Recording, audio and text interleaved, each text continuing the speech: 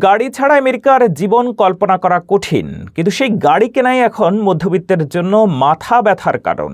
নতুন গাড়ির গড় মাসিক কিস্তি এখন প্রায় $800 কাছাকাছি।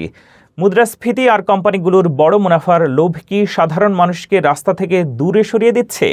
ব্যবহৃত গাড়ির বাজারেও কি মিলছে না কোনো স্বস্তি?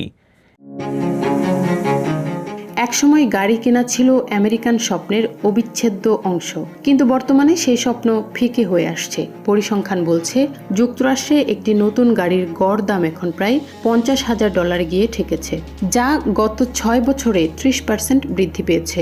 ডেট্রয়েটের নবদম্পতি ডানা এবং টাইলারের মতো হাজারো তরুণ এখন দ্বিধায়। সবকিছু যেখানে দামি হচ্ছে, সেখানে একটি গাড়ির মাসিক কিস্তি হিসেবে $775 দেওয়া কি আসলেই সম্ভব? গাড়ি নির্মাতারা এখন বেশি মুনাফার আশায় ছোট ও সাশ্রয়ী সেডান গাড়ি বানানো কমিয়ে বড় আকারের এসইউভি এবং পিকআপ ট্রাক তৈরিতে বেশি মনোযোগী। ফলে $30,000 নিচে নতুন গাড়ির সংখ্যা এখন মাত্র 13% নেমে এসেছে। পরিস্থিতি সামাল দিতে অনেক ক্রেতা 7 বছর মেয়াদী দীর্ঘ ঋণের দিকে ঝুঁকছেন, যা শেষ পর্যন্ত সুদের চাপে আরও ব্যয়বহুল হয়ে পড়েছে।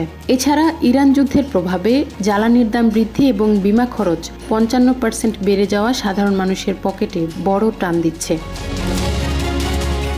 নতুন গাড়ির দাম বাড়ায় অনেকেই ব্যবহৃত বা সেকেন্ড হ্যান্ড গাড়ির বাজারে ঝুঁকছেন, কিন্তু সেখানেও দামের ঊর্ধ্বগতি থেমে নেই। মানুষ এখন নিজের পুরনো গাড়িটি গড়ে 13 বছর পর্যন্ত ব্যবহার করছে, ফলে বাজারে ভালো মানের ব্যবহৃত গাড়ির যোগানও কমে গেছে। ফোর্ড বা জিএম এর মতো কোম্পানিগুলো সাশ্রয়ী মডেলের প্রতিশ্রুতি দিলেও বর্তমান উচ্চ মুদ্রাস্ফীতির বাজারে মধ্যবিত্তের জন্য চাকা ঘোরানো এখন এক বড় চ্যালেঞ্জ।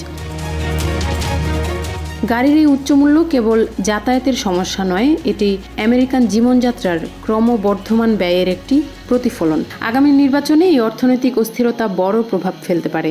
স্বপ্ন আর বাস্তবতার এই লড়াইয়ে শেষ পর্যন্ত গাড়ির চাকা কার ভাগ্যে ঘোরে, সেটি এখন দেখার বিষয়।